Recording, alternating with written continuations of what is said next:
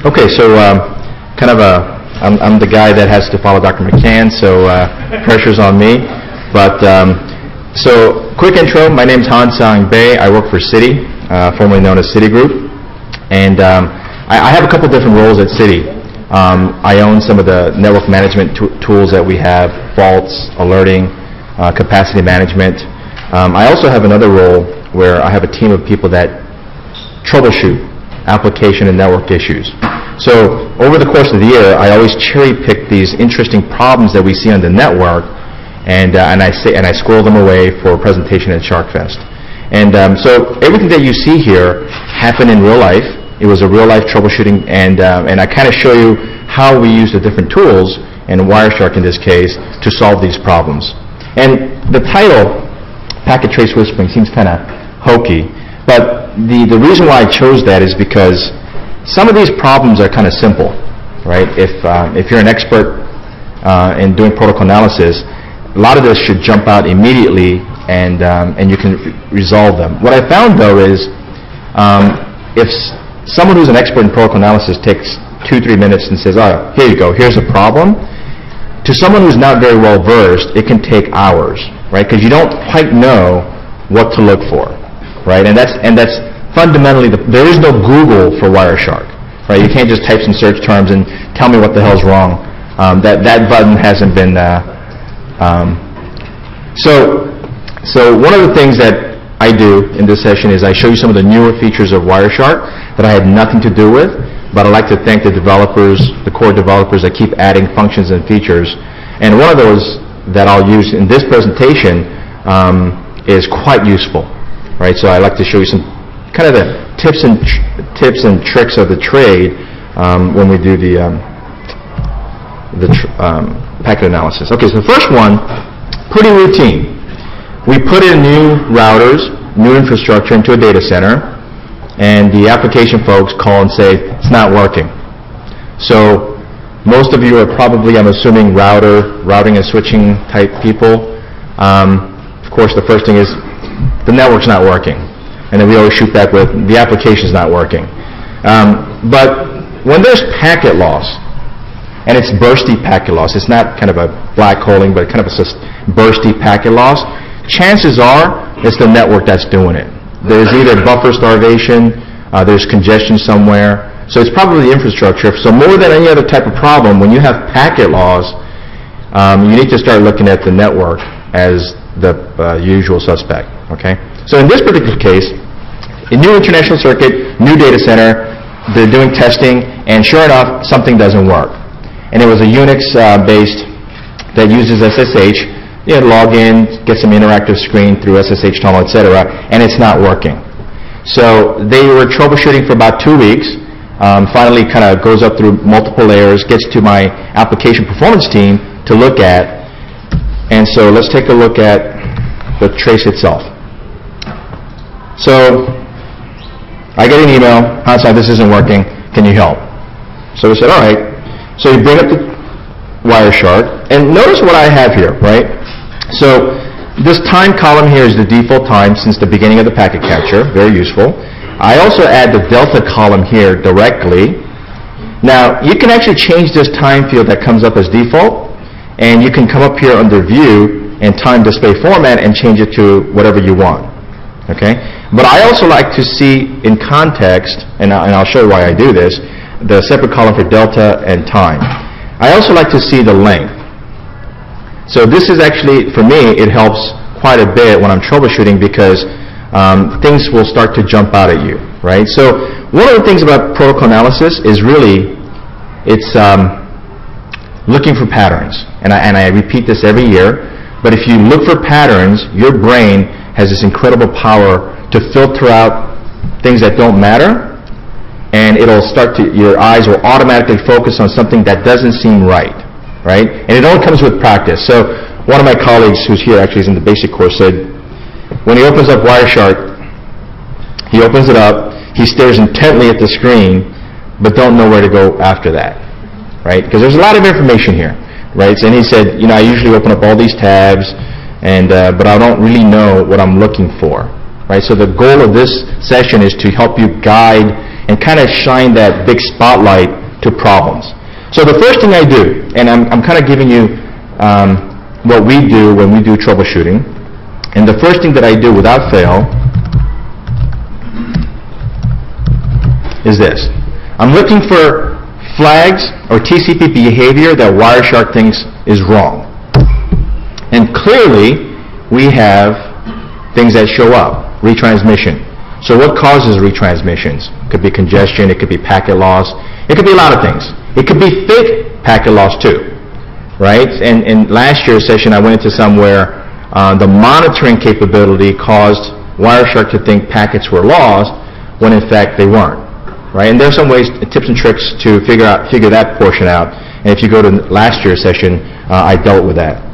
So, what's the first thing that pops up in this screen? Someone kind of describe what you see on the screen. Again, this is all about picking up patterns, looking for commonalities, etc. Give me some, anybody? I'm sorry, you're going to have to speak up, I can't. They're all close together. Okay. So they're kind of close together. How do we know that? We got the packet numbers here, right? So we're losing in bunches, right? Because you see this here that it's not jumping all over the place. What else? I'm sorry? The delta is pretty big. The delta, okay. So look at the delta here. 2, 5, 10, 20. So when you're doing protocol analysis, there are certain numbers and boundary conditions you should look for, right? Certain numbers, right? And everybody that's done ComSci,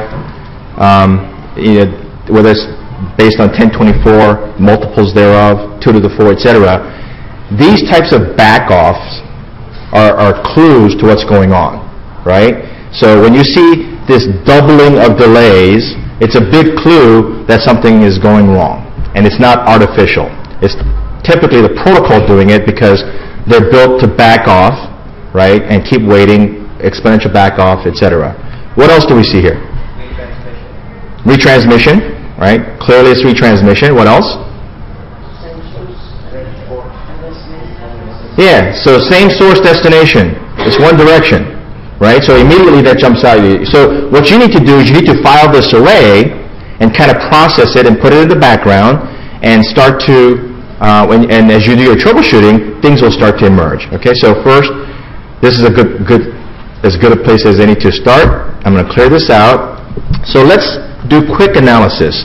And this is something that trips up a lot of beginners when you're doing protocol analysis, that TCP is a two-way conversation, right? Most people concentrate in one direction, and in file transfer, it almost is just, file packets going in one direction with acknowledgments going the other. So we're going to jump up here and take a look at some things. Okay? So the first thing I'm going to do is this retransmission. Wireshark clearly says it's a retransmission, and let's take a look. And it says sequence number 2401. So Wireshark tells you that I'm starting at 2401 and I've gone as far as 3329. Okay? And all that is I started at 2401. This is my left edge. I've sent 928 bytes, and that adds up to 3329. Okay, that's all that means. So if you're doing like video and editing or music editing, all it is that slider window that you move around so you can bracket where you're looking at, right? Remember, TCP is a streams-oriented protocol. There is no start and end. It's just constant streaming of data. So all this is telling you is that I'm starting at this 2401 byte and going up to 3329. Okay? So this is a retransmission, which means previous to this packet, there should be what? Original packet. So how do we find it? The sequence number.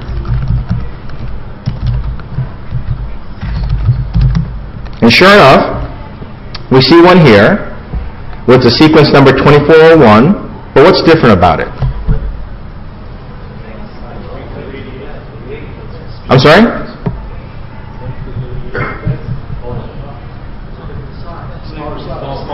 Smaller size. Is that a problem?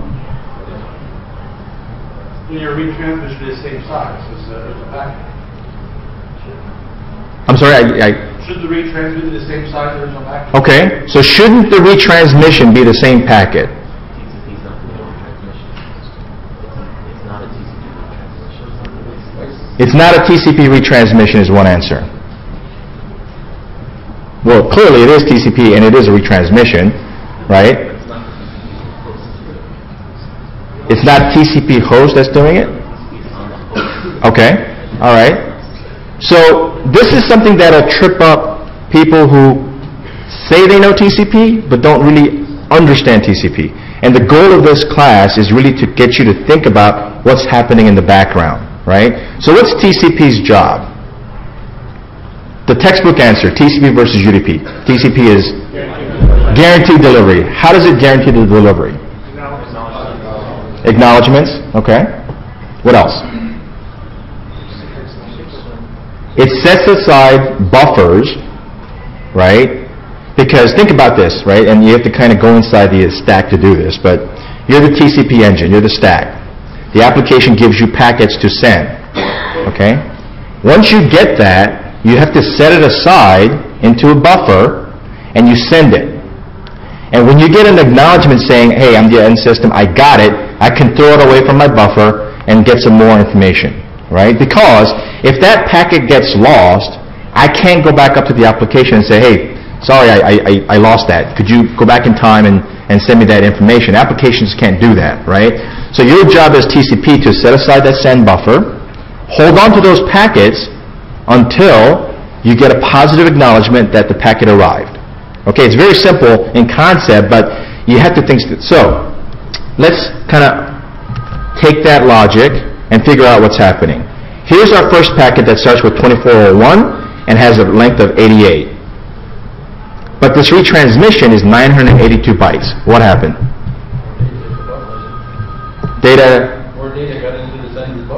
More data got into the sender's buffer. Why? Because TCP is streams oriented, right? There is no start and end. So I sent the first packet with 142 bytes. Why? That's all I had in my buffer. Okay? So notice the time here. It's 2 seconds is an eternity, right? From a network standpoint, 2 seconds is eternity. So while I'm sitting here waiting for this packet, an acknowledgement to come back, the application gave me more data. So when I'm ready to retransmit, because no one told me that this packet here, 2401, starting at 2401, I never got an acknowledgement that the other side received it. So instead of retransmitting packetized format, in other words, instead of resending this exact packet with 142 bytes, I have more stuff in my buffer, I might as well send it. Right? So the thing that you have to pick out here is that just because you're looking for a retransmission, the packet sizes may not be the same, and it's not a problem. Because it just means that TCP is doing its job and being efficient. Okay? What else can we look at to troubleshoot this? So we have retransmission. Why? That's the question. Everybody knows it's retransmission, but why? That's your job to find out. So there are some clues that you can use to figure out this problem. Okay? The first one we're going to do is look at the red-headed stepchild, the Wireshark, and that's the IP header. Everybody looks at the TCP, everybody's doing sequence analysis, and a lot of people forget that IP layer actually is there for a purpose, right? So let's take a look. And so I'm going to clear this out. Look at packet 113. It's just an acknowledgement, right? So what does this acknowledgement tell us? That we're all caught up, right? Acknowledgement means I'm good up to this point in time. Okay, so the source 10 is saying, look, I'm good to 1312. I got that. My next sequence number that I'm going to start with is 2401. And we go to the next packet, and sure enough, he starts with 2401. That's where I left off, and I'm going to send you 80 bytes worth, and that's going to come out to the next sequence number, 2489. So if you actually add up this packet 114 through 120, okay, and you add up the length, you actually come with 982. So everything's working as designed so far. Our only problem is packets are not getting through. So what happened? So let's take a look. I'm going to open up the IP header, and this whole session I keep going back to the IP ID field because it can help you in your analysis. Okay? It's not a guaranteed way of doing analysis because IP ID turns out not required. They can all be zeros. Okay? Some systems increment by 2, some systems increment by 1. So you kind of have to get a feel for what you're dealing with here. So one of the new features that core developer added, which I'm forever grateful for, is applying this as a column.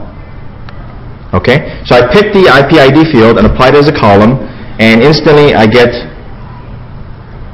IP IDs all lining up here, okay, for this packet. So what do we see here? Describe to me what you're seeing. Things that should jump out at you. I think I heard the answer here. They're sequential, right? So if you look at this, it's F1, F2, F3, F4, and if you actually scroll over more, they're in decimal. Okay? What does that tell us? Nobody else is using the NIC. Nobody else is using the NIC. Why is that? Nobody else is using it for IP. Yeah, for IP, exactly. Why is that? Because IP is not unique to that TCP conversation. When you have multiple TCP conversations, they're all using the same IP stack. Okay, so different FTP, Telnet, SSH, they're all going to take this IP ID and use it up. But if it's sequential like this, you know there's nothing else going on this box. Okay? What else does it tell us?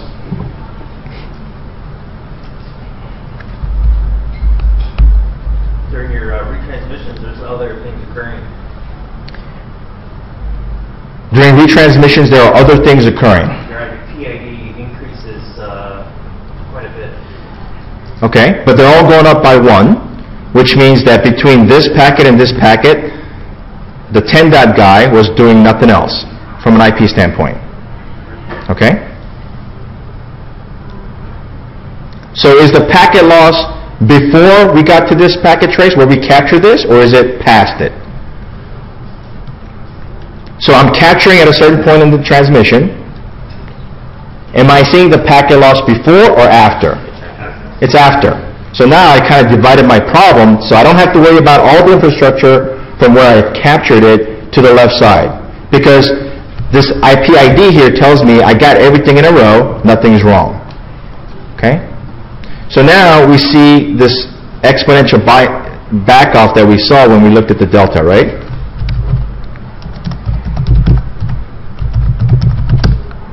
Two, 5, 10, 20, 40, 49. IP IDs. What's happening here? Because in between this backing off, something is going on, right? So again, this is all about identifying patterns. So I got this packet and I'm scrolling down, right? And something jumps out at me. Roll again. Same that flag change. I'm sorry? Flag? The flag is changing? Go back up to the top a little bit, don't fragment. Okay. Yeah. And go from don't fragment to 0. Okay. What else? Again, when you get used to the tool, this will jump out at you like a spotlight. But if you're not used to the tool and you're not used to seeing it, it's very hard for your brain to process. So when I first got this, we opened it up, and within a matter of seconds we said, oh, here's the problem. Potential problem. We weren't sure. Was it burst? Packet burst? Bursting, possibly, but look at the back off, right? Clearly, there's nothing, huge gaps of time here. What else jumps out?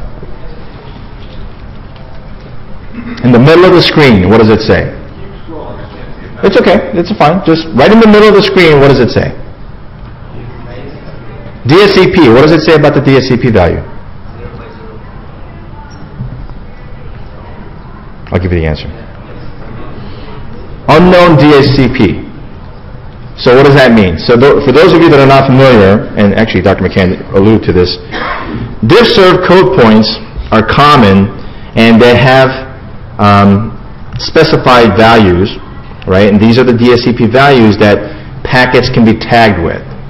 And you can spend a whole class on it, but it started out as kind of a toss bit, and there are a limited number of bits in an IP and TCP, right? So people keep retrofitting different meanings to them.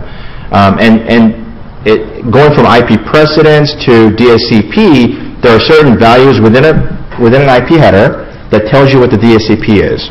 And these are the well-known ones. So, for example, most of you might have heard of EF, expedited forwarding, that voice uses. Right? There's a bunch of AF classes, CS classes, etc. So here they are, right? Expedited forwarding, CS5, etc.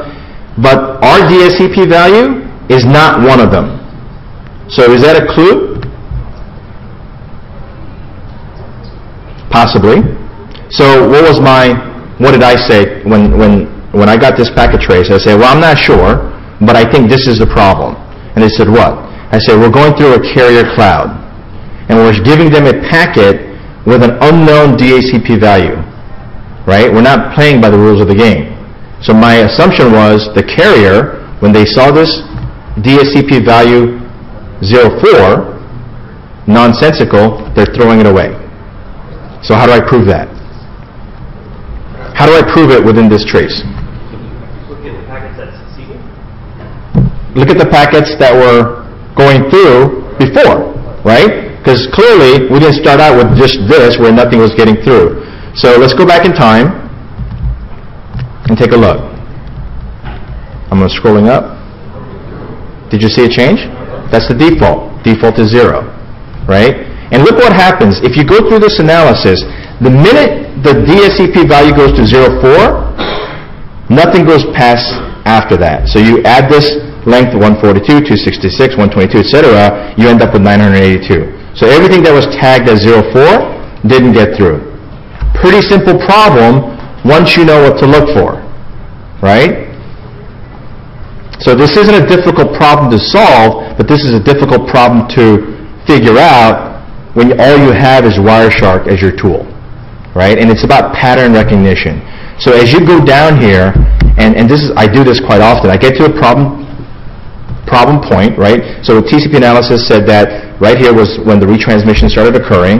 I found the beginning of the problem, packet train, if you will, right? And I just kind of scroll down and see what changes. And more often than not, you'd be surprised how often when something changes or flashes in the screen, your eye automatically gravitates toward it. And if you know what you're looking for, you're going to spot the problem. So how did we prove it? Well, we did this. So I told my colleagues in Asia Pacific, Cisco routers, you can ping, right? But you can do an extended ping, and you can do all kinds of different things with it. And one of the things that you can do is you can go to extended, by typing ping IP, target, usual stuff, and then when you get to the extended command, you say yes. You can give it the source, and then you can give it the type of service. It doesn't say diffserv or DSCP, it just says type of service. But if you go back to my chart here, right, we have type of service that maps to DSCP. It's all the same value, right? Originally this type of service, then became DSCP. So you can specify different value, and sure enough, when we specified a nonsensical number, nothing went through. When we specified it with default, everything went through. Okay? So proof positive that the carrier, because this is my, this router here is my entry just before the cloud, and this router is my, actually the target here, is just the other side. Okay, nothing's between me except for my router, carrier's router, the cloud, and then my router on the other side. So proof positive that the carrier was dropping it. Okay, not their fault really if you think about it. But fundamentally I had a problem, and that is, one of the things that I learned was, especially when you're doing hardware designs and whatnot, is you have to be strict in what you send out. Right? It's under my control, I'm going to follow the rules, and I'm going to be very strict and not send out garbage that doesn't follow the rules. But when I'm receiving, I'm going to be very liberal. Why? My assumption is everybody else is stupid. Right? They may not follow the rules. So in other clouds, in other carriers, this didn't happen. Do I blame the carrier? Not really. It's a nonsensical value, but then at the same time, what do they care what my TOS bits are set to, right? Well, actually, it turns out they do care, because now with MPLS, they charge you based on different class. So voice class is more expensive than default class, and they need to measure you. So if they, from their standpoint, hey, this doesn't follow our contract. I said I'm going to give you these 4 queues, it's outside of that, I'm going to throw it away. Okay, so any questions about that so far? Yes? What was causing the change along the way? So what caused it to change along the way? Good question. I didn't get into it in detail, but if you noticed at the beginning, this is a what kind of packet? SSH, right? And SSH has 2 different roles. One, file transfer, right? You can SCP, SFTP, etc., or it's interactive like Telnet. So if you Google for this, there's actually a setting that says somebody figured out that, you know what? I'm going to differentiate between a bulk transfer and an interactive, and I'm going to use 04 as my diff serve. The fact that it doesn't exist was kind of unfortunate, right? But the idea here was that SSH, the application, wanted to differentiate Telnet-like behavior and transfer behavior by using a different diff serve code point. Well, but SSH did that or your client? SSH did that. Okay? And so this is a case of, well, we did trust the server port. We were going to accept whatever markings were coming out of that port because we didn't put QoS on there yet. And this is one of very few cases where the application did change the QoS value, and that got us into trouble. Okay? Just end up remarking it correctly instead of... Yeah, so that's one of the ways you do it is you strip it away. Say, I don't trust you. I'm going to mark you based on my rules.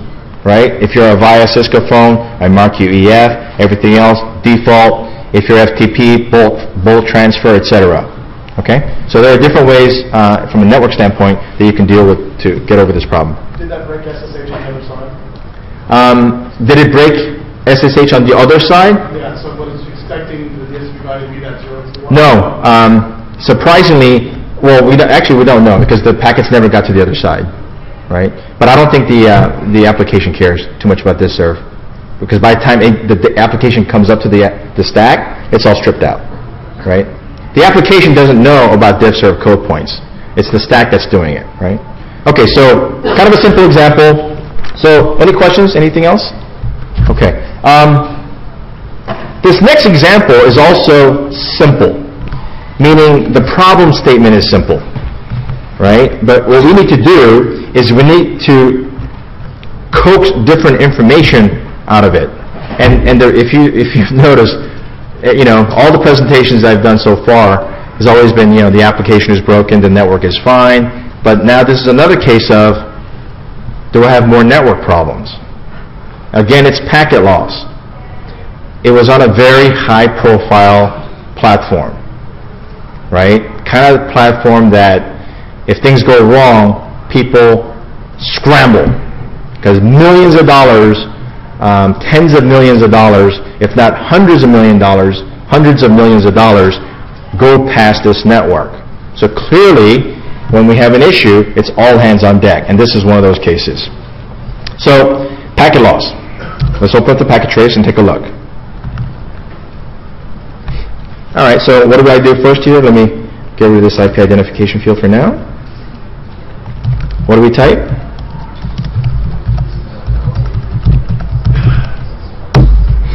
What do we see? Retransmissions, are they real? Probably, because I see more than one, right? By the way, if you see massive amounts of retransmissions, or massive amounts of packet loss, or out of sequence, or duplicate acknowledgement, and I'm talking massive, basically every other packet, right? Then suspect the capturing methodology, because very few applications work when every other packet is getting lost. So more than likely, it was you captured it at 2 different points, merged it, and you're seeing the packet twice. How do you prove that? You look at IP ID field. If it's got the same source destination and IP ID, it's the same packet, 2 different parts of the network. Okay? And if you look at the TTL, which I'll show you an example of, you can even figure out how far apart that capture point must have been, because you can use the TTL field for that. All right? So what's different about this screen from the previous one? Bidirectional. So our number one clue is, oh, wait a minute, I don't have a one-way packet loss, right? I'm seeing a two-way conversation, and I see my source and destination changing. What else do I see here? So let's go down the list. Let's open up the TCP and look at the sequence number, 2904, 2904, 2904. But what else is happening? The length is growing again. So is that a problem? Well, no. We just learned that's fine. My buffer is growing. I didn't get an acknowledgement. I'm going to just give you more. Okay? Up to the maximum, 2904. So how do we troubleshoot this? Well, we know where the problem occurred, right about here.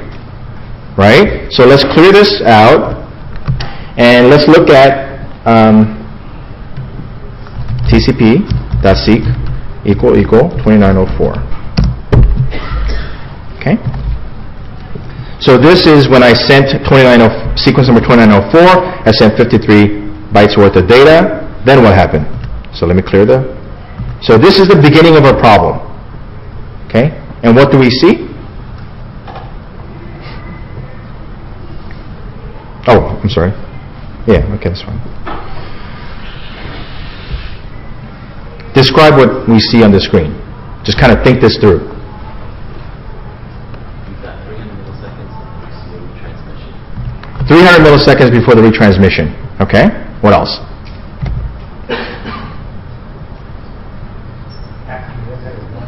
I'm sorry? Acknowledgement is 1. What does that mean? Other guy hasn't sent you any data yet. It's a one-way conversation, which is fine, right? It's like an FTP.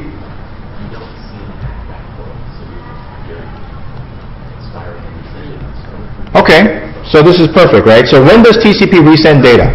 How do you know to resend the data?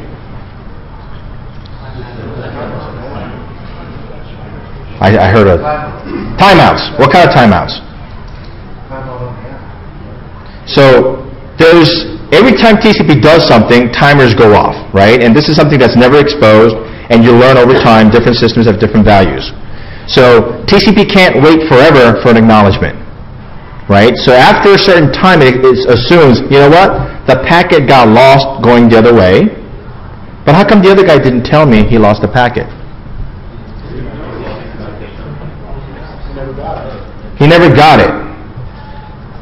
But how does he know he should be expecting that packet? He doesn't. Right? Especially, another clue here is the acknowledgement number is 1, meaning the other guy, the other side, the 192 guy, he doesn't have anything to send you. So in this case, he's just listening for you to send stuff, and when you send stuff, I'll reply back with an acknowledgement. I don't have anything to say to you, so I'm not going to start sending you packets. Okay? And I'm not going to trigger any alarms because for all I know, you're sitting there thinking with somebody hovering over a mouse click to say, send. Right? I can't differentiate a problem just because there's nothing coming in. But I know from a sender side, a timer went off and I decided to retransmit. Retransmit again. Retransmit again. Retransmit again. Retransmit again. Okay? And then what happens? So let's look at packet number 58.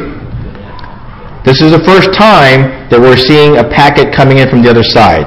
And what's his acknowledgement number? 2904, which means from a 192.168 perspective, he's good up to and including what? 2904. I'm good up to that point. So everything after 2904, the 10 dot address sent, he hasn't seen anything yet. What else is different about this packet? Let me scroll up here. And this packet.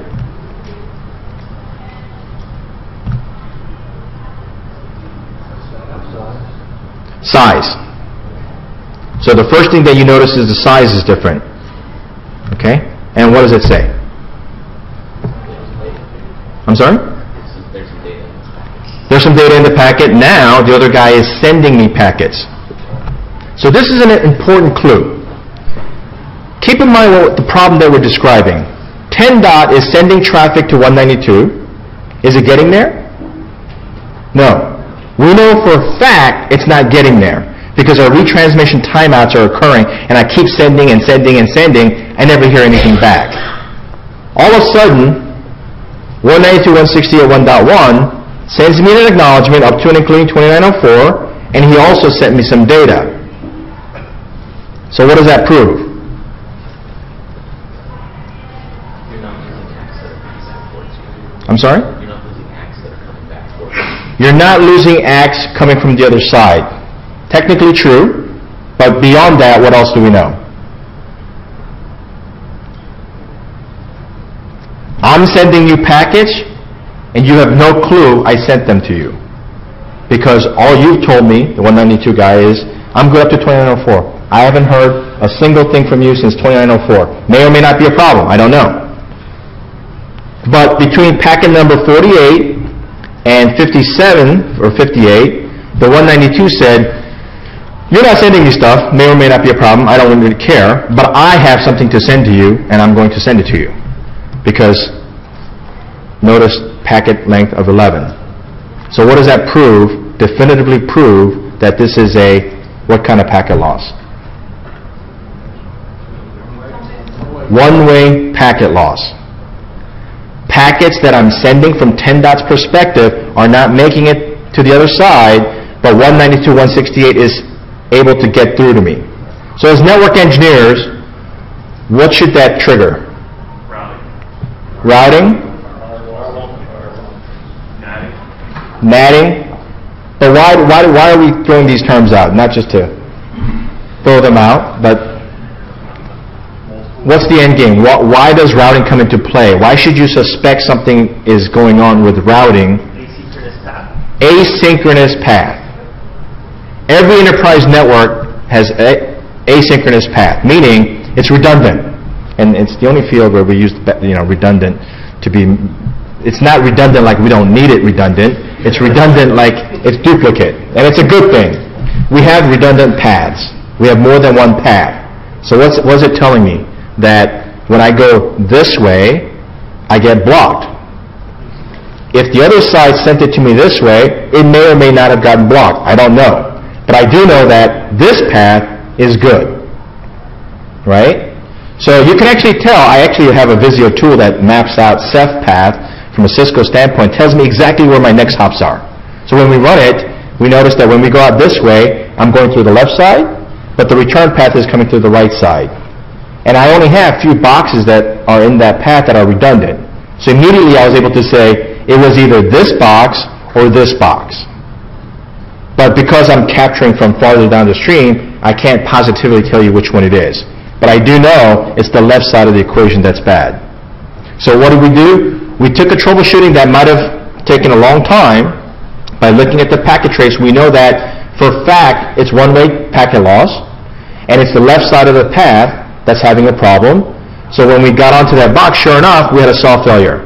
It was a redundant engine, and it didn't quite fail over, and so it didn't alarm because it was a soft failure. Right? The biggest problem to solve in routing and switching is soft failures. When things break hard, redundancy kicks in beautifully. Everything reroutes, life is good. When something gets stuck and it's lost its mind and it can't even tell you that it's broken, that's when things start to get black-holed and troubleshooting becomes difficult.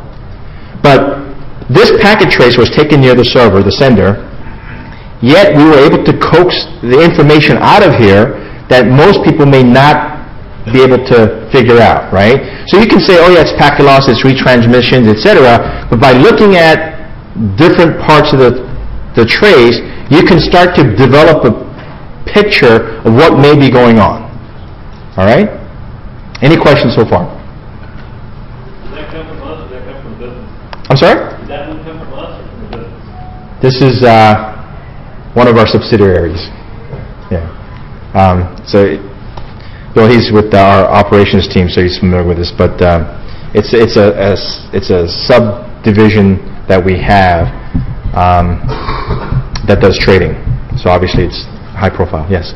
When you showed us the analysis flags, I thought there was packet loss in both directions. Yeah. So let's take a look at that. Actually, let's not take a look at that right now. Okay. I'm going to go back to my the most hated words that I saw as students. It can be easily shown that I left as an exercise for the reader. So we'll get back to that when we have time and we can swing back around. Okay?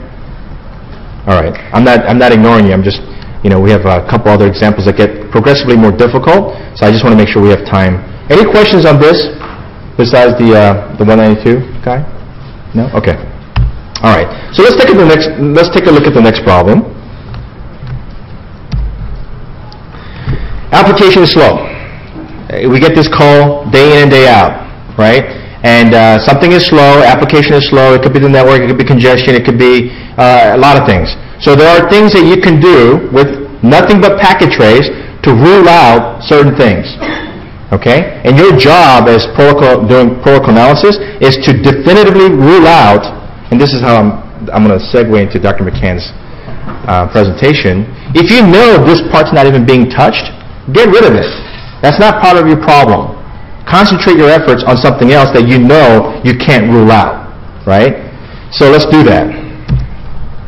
When an application is slow, what are some of the usual suspects immediately you should think about and rule out? Long round trip time. Not a problem in and of itself, but it can lead to other problems, which are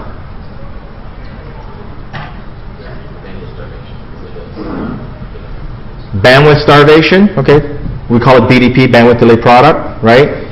Basically, you got this massive pipe, and you're trickling water through it, and you have to wait till it gets to the other side, and you're not using your full available bandwidth. Very common problem, okay? What else? Large deltas?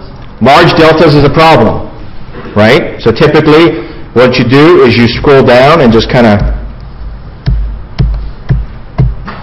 scroll through this, and I actually do it at this speed. And what am I doing? I'm just letting my brain pick up on things. So as I'm doing this, what did you guys see? Anybody?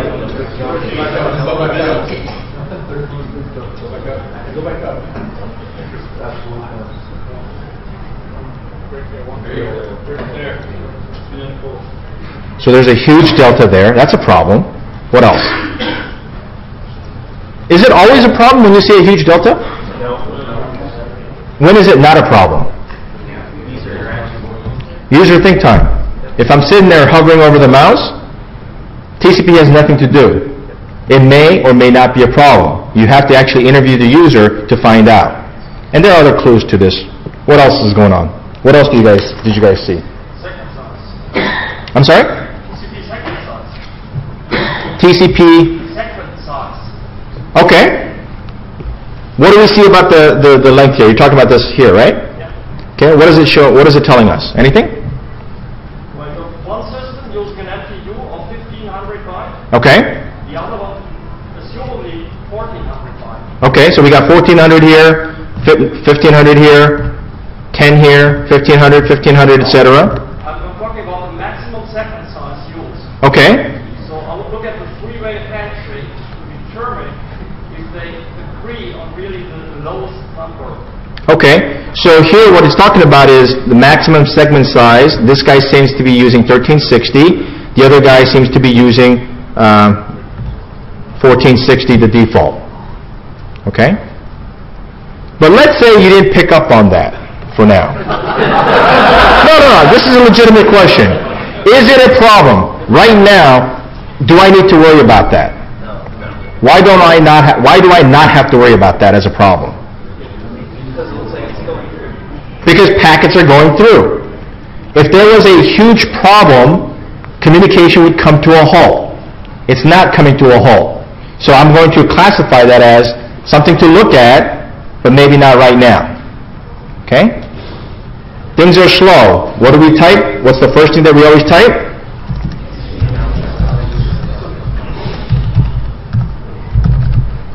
And actually, you should have picked up on this already, but I'm going to show it to you. And Wireshark makes it very easy. What do we see?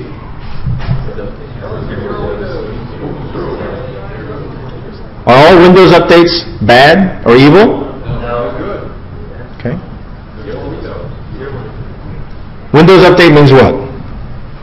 For example, this guy, what does that mean? My window used to be smaller, but now I'm letting you know I have a bigger buffer. You can send me more information. Is that good or bad? Doesn't matter.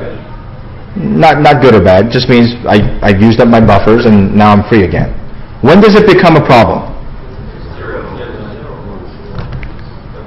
And what does zero window tell us? Stop sending me data. I can't deal with this. I don't have buffer big enough to deal with you right now, and it's throwing up a stop sign. Whose problem is that? The network? I'm sorry? The host that sent the zero window is the problem, right? And who sent it? And in my packet traces, 192 is always the client side. Is this a server problem, or is this a client side problem? Client side problem, right?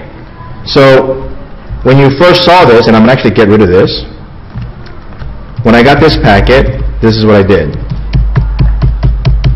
I was scrolling down, and a block of text scrolled past, and I said, whoa, wait a minute, stop, let me take a look. And I go back, and I did that, right? Now, why don't I just type TCP analysis.flags? Because I'm stubborn. And it's also training. It's training your eyes to pick up on different patterns. Wireshark can't tell you everything that's wrong. Sometimes you have to pick up these patterns on your own. So the more you do it, the better you get at it. So don't always depend on the tool, the analytics of the tool. If you can, and you have the luxury of time, sort by the delta column and scroll down and see if there are bunches of deltas that are of same value, 200 millisecond, 150 milliseconds, 100 milliseconds. These are signatures that you can use to look at delayed act problems, for example. Okay? So there are different ways to see this problem, to visualize this problem. The first way to do it is you can look at I/O graph. All right? And when you open up the I/O graph, come down to here and click on Advanced. And whose problem did we say? Client-side problem. So whose window size are we interested in? The sender or the client? Or the receiver? The receiver of the data, right? Because the receiver is the guy saying stop. So who was the receiver?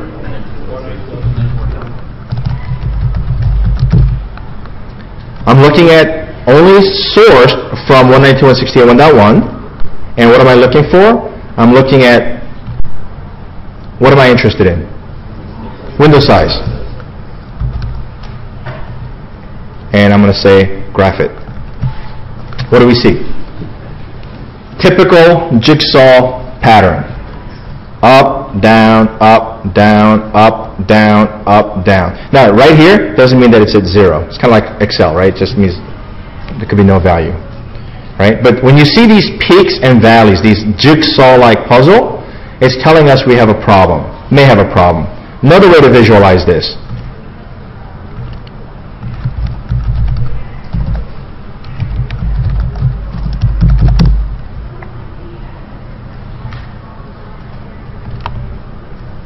Let's apply this as a column. Okay, here's the window size, only sourced from 192.168.1.1. And as we scroll down, so far so good. What happened there? So this column right here is the window size. And the fact that window size is going down, is that a bad thing? Not necessarily. I mean, that's what buffers are for. Right? It becomes a problem when it becomes so small that I can't receive any more information. That is a legitimate problem. And it has nothing to do with the network. If anything, the network is sending you too much data. Okay? Another way to visualize this is to look at my favorite, which is Stevens graph. And these are things that I do all the time. I look at Stevens graph, and I zoom in, and what do I see here?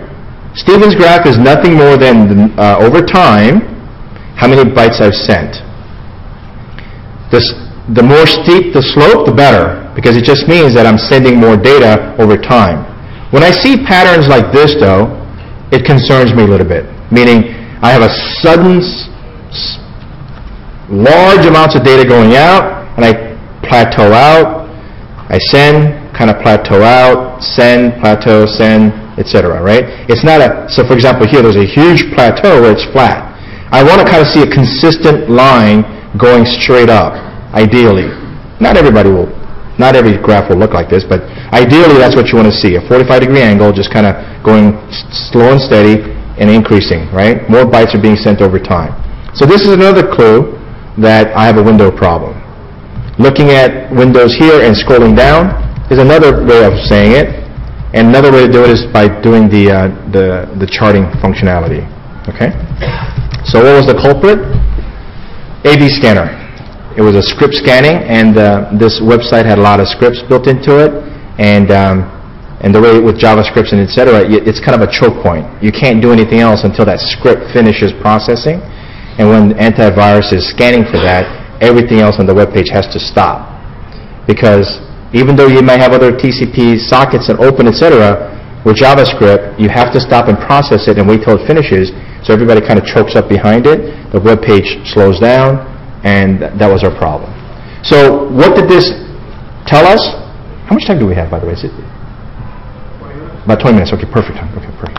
So this is telling us that it's not a network problem. MSS, it's different. Okay, put that away. Not interesting for now. Packets are getting through. TCP window size, a big problem. But whose fault? Client side. Is it an infrastructure problem? No. And so then you can tell, and you can rule out this massive infrastructure that you have. You can rule out the server, the load balancers, and then everything in the middle, and you concentrate your troubleshooting on the client. And that's what we did. And there are only a few things that can mess up communication on the client side. Wrong drivers, virus, and duplex mismatch. That's pretty much it. Is this a duplex mismatch problem? How do I know that? It wouldn't work well, but from a packet analysis standpoint, what would I see? Retransmissions, because packets are getting lost. Okay? I don't see that here. What I see is a PC that can't deal with the amount of information that it's getting. So it's either a faulty driver, old, outdated driver, or a machine that can't keep up. Okay? And so by doing troubleshooting on the PC side, we were able to figure out that it was a it was an antivirus problem. Don't sue me. Don't sue me. It was an antivirus problem. All right? Okay, any questions about this one? Again, in and of itself, none of these traces are very exciting or complicated. But what I'm trying to get to, though, is ability for you to kind of divine information that's like circling around these packet traces. Okay, and it's your job to go to that next level and start to pluck this information out and guide people in the troubleshooting. Okay? Just from nothing more than packet trace. All right, so this next example is pretty fascinating. It's titled Internet is the Internet. So I don't know about you guys, but I do a lot of internet troubleshooting. But if you look at a lot of the carriers, their packet loss SLA on the internet is pretty high. 1 to 2 to 3% packet loss from a contract language is not unusual. It's never really that high. But how do you troubleshoot? How do you begin to troubleshoot the internet? A lot of times you don't. You just punt it and say, I can't help you. It's the internet, right? So this is somebody on my team, Tom. I was busy. I got an email and I said, hey Tom, can you help this guy out? And he called me and said, yeah, it's the proxy and the internet. What do I do? I said, Tom, just quickly triage it and then punt it. That's exactly what I told him. Triage it and punt it. It's the internet. What can you do? So he says, okay. So then he calls me back and says, guess what? Not the internet. So this is a problem that we got. A business unit within Citi has their own respective customers, right? So my customer is the business units within Citi. All the different technology, investment banking, Citibank, Citi Financial. These are my customers. So this customer, a unit of Citi, dealing with you guys, external customers. And they're saying that this platform is extremely slow. And they're not happy about it. And it traverses the internet. So that's why I said it's the internet, what can you do? But Tom found something that was actually pretty fascinating, and it's a perfect example of knowing what to look for, when to look for it, to zero in on a problem. All right, so let's look at the evidence.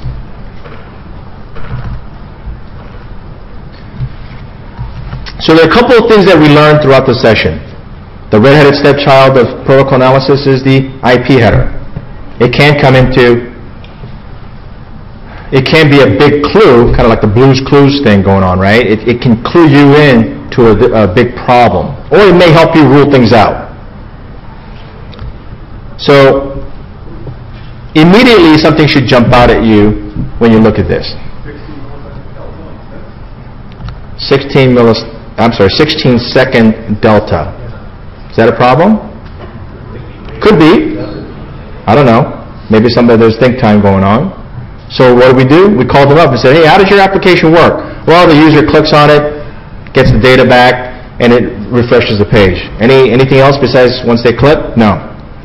Okay, so we ruled out user think time as a problem. Now we have a legitimate problem. But it's the internet. What are you going to do? Right? I'm sorry? Call Al Gore. Al Gore, yeah. Call Al Gore.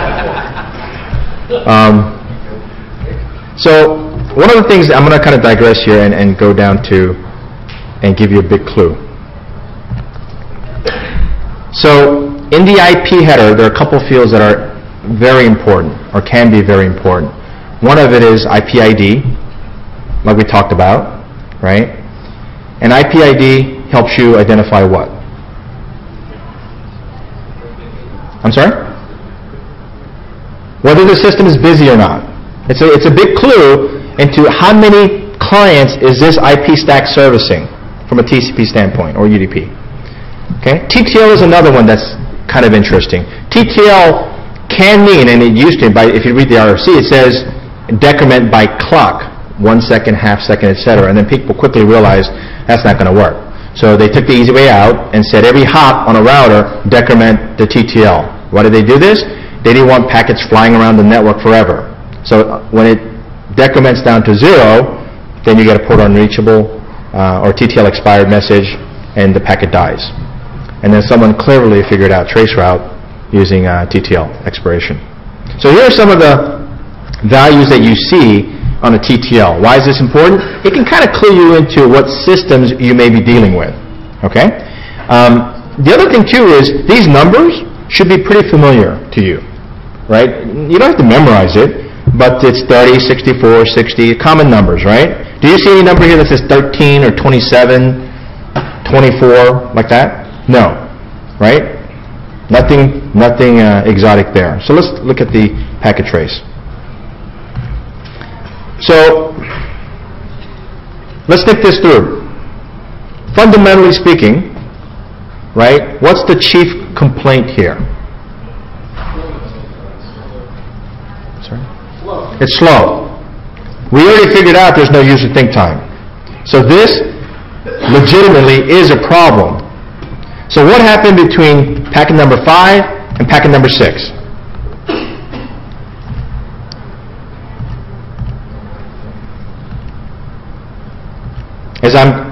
Sorry, let me open up the other.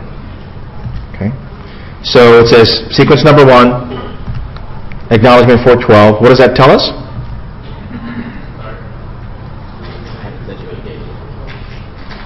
One more time? The server 1010 has not sent anything. Okay, 1010 hasn't sent anything yet, right? I did, however, see 412 bytes from the other guy. Okay? And this is the first time I'm seeing a packet coming in. Okay? So when we first look at this trace, some things you should immediately zoom in on. Here's the SYN and SYNAC.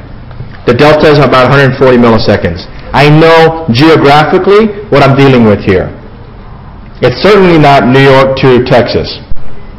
It could be New York to Europe, right? Because 140 milliseconds, as you do more and more of this, you realize North America to Asia Pacific, 250, 300 milliseconds typically. To Australia, 275, 300. Okay, these are some numbers that you kind of pluck out over time. So I'm dealing with, all right, this is North America customer talking to probably somebody in Europe. Okay? I don't know that for a fact. Well, actually I do, because in real IP, I can just go to Aaron or Ripe and type it in, right? So I knew that this was EMEA, but I didn't have to actually, I don't need Aaron or Ripe to tell me that. I can tell just by looking at the round-trip latency. Okay? What else? Could something have happened from here to here? I'm capturing it from 192 side. Do I know if 10's been trying to send me packets?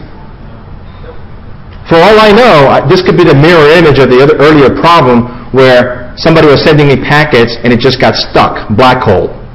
How do I know if this between here and here that this guy wasn't sending me packet after packet after packet after packet trying to talk to me? Look at the IP. All right, so let's do that. And what is that going to tell us?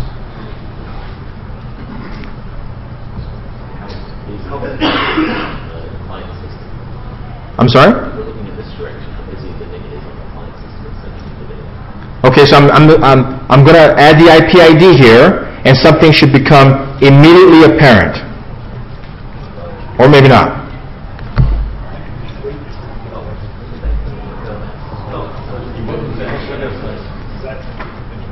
Window size? Oh, I'm sorry. sorry. Oh, I do have it right here. Okay.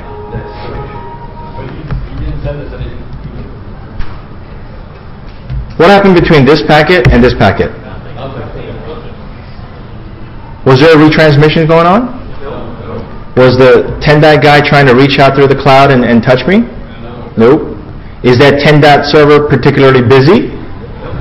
So this is a commercial server with a vendor doing nothing but talking to me. What are the chances that a site like Amazon has no other customers but me? And this is what it's telling me. Good service. Yeah. We're sitting, damn it. Dedicated server for one guy.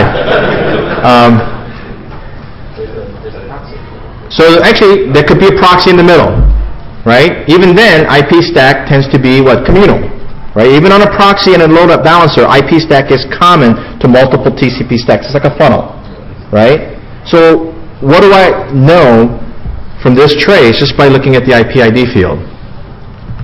You're not dropping packets. I'm not dropping packets.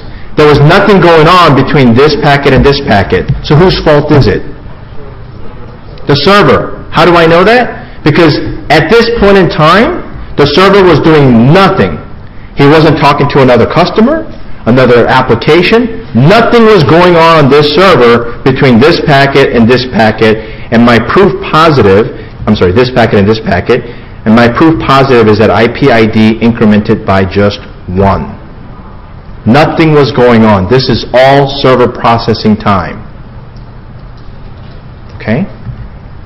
So once you're armed with that knowledge, what do? You call them up. Hey, your server's broken. It's not the internet, right? And when we call them, the irony was we had configured to talk to its old UAT system, meaning its test system. So they migrated off this platform and went production somewhere else, somewhere close, actually. And we didn't get that memo, apparently. And we were using the old system that no one else was using. So when we called up the vendor, they said, what address are you going to? He said, you know what? We migrated off that months ago. You should be using this system. So all that time, we were paying needless delay, and it took someone to finally pick up the phone and say, something is wrong. And I give Tom from my team credit. I punted it, said, it's the internet, triage it. He did. But when he looked at this, most people will say, oh, it's either packet loss happening from here to here, or it's a delay, and maybe would have punted it. But what he did was, he looked at the IP ID field and TTL to figure out what was happening. And why is TTL important in this case? What's my TTL here? 62. 64 is a common number, right? I just showed, and 60 is a common number. So if I'm thinking 64, maybe 128, I'm probably, if it's 64, I'm just 2 hops away from the capture point, from the server. Okay, so when 192 sent it out, he probably started out with 64. Okay, I know it's not 128 because this 192, 168 is on my network. And I know it doesn't take 64 hops to get out to the internet. I know that because my network, right? So I'm probably just 2 hops away. What about this guy? What's his TTL? 44. So he probably started out around 60 something and went through 20 different hops to get to me. Nothing unusual. Hop counts mean nothing from a performance standpoint in modern day network. Just to get out of my data center, I can go through 8 hops. Just to get out of my data center. It doesn't mean anything because it's all hardware switch. Back in the days when packets were process switched, TTL did mean something because the routers were literally could add milliseconds in packet processing time. Here, they're done in microseconds, and so it's nothing to worry about typically. Okay. So what's the lessons learned here? Look at the IP ID field, and before you punt, do a quick triage. Don't throw away the IP header. I know it's not exciting, and most people that do Wireshark analysis are always in this TCP field. But IP ID has a wealth of information that you can use to rule things out. Okay? Any questions so far? Okay, I think my time is up, is it not?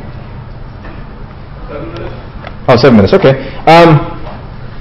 So let me go back to, by the way, any questions here about Wireshark using the column? The one other thing that I want to show you before we get to the things that I do, I use profiles here. And the reason why I use profiles is because when I'm troubleshooting, I want to be able to see different layout quickly, back and forth. And one thing that I do have is absolute date. So why is this important? So a friend of mine is in med school, and the analogy here is this. She was doing going through not nuclear medicine, but X-ray, looking at X-rays and whatnot. And the exam was, the first thing you do when you're looking at an X-ray, what do you do? I'm sorry? When was it taken and who was it taken for? Right?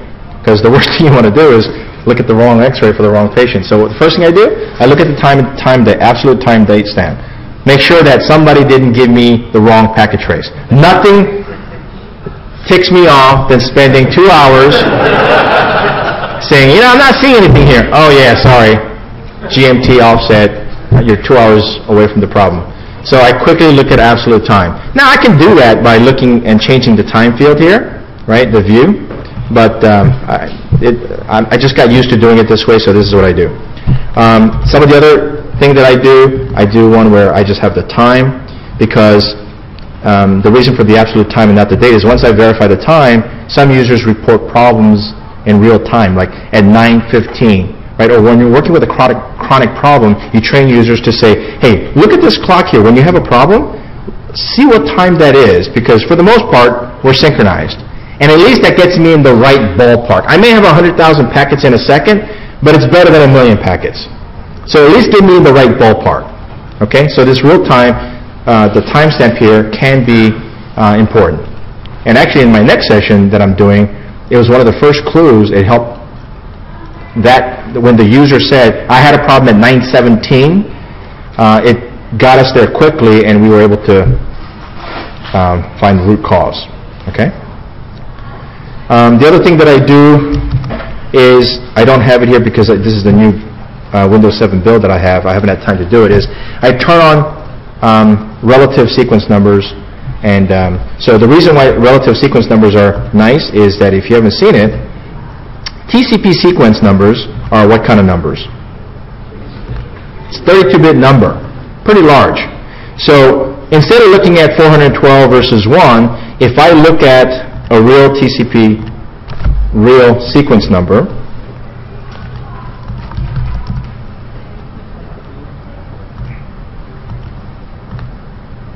that 412 just became this number. And of course there are no commas here. So you have to sit here and go 774, 740, is it 1.2 million, 12 million, 1.2 billion? I don't know. No commas. My pet peeve. When you look at an interface stat on a router, no commas. You have to literally sit there and go, well, okay, is it 12 million, 12 billion, 120 million? Anyway. So it's difficult. Your brain has hard time processing these large numbers, so relative sequence numbers are good to use. When should you not use relative sequence numbers? Capturing at different points, perhaps.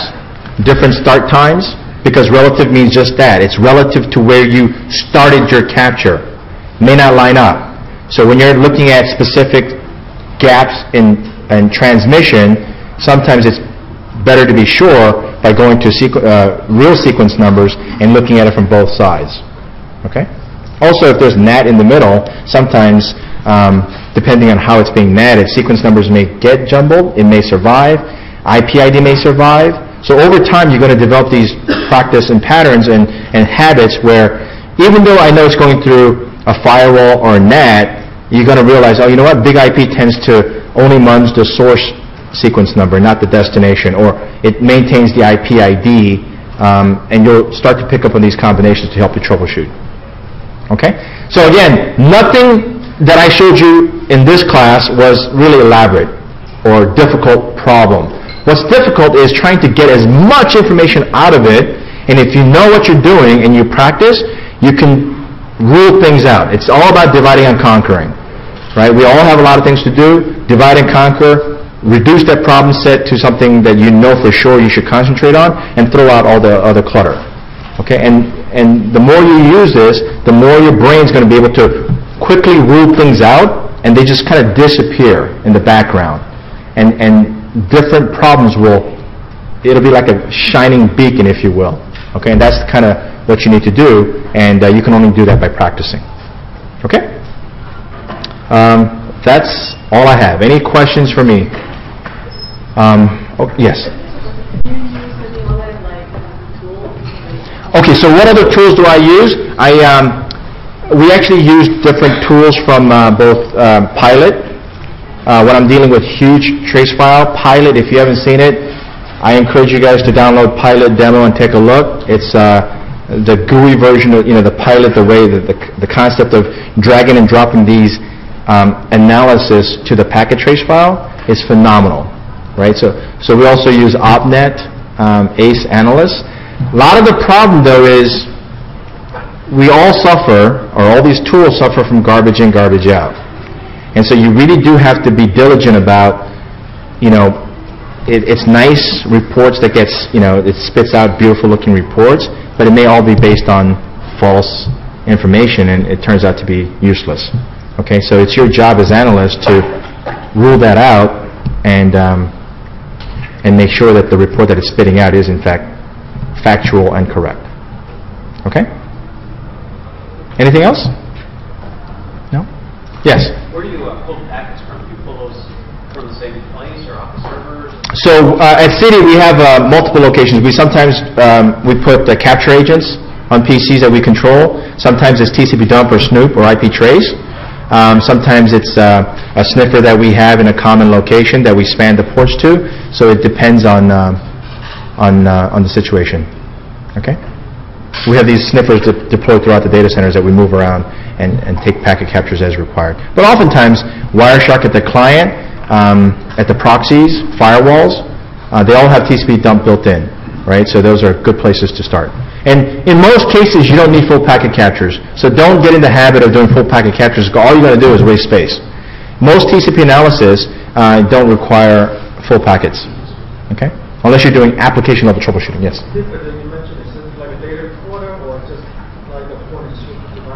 Yes, it's a big sniffer. It's constantly running a huge terabytes of data. Shark Appliance is one.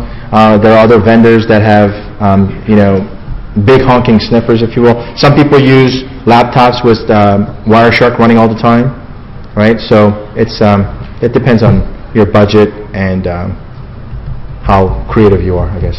Okay. Anything else, guys? Okay. Thank you very much.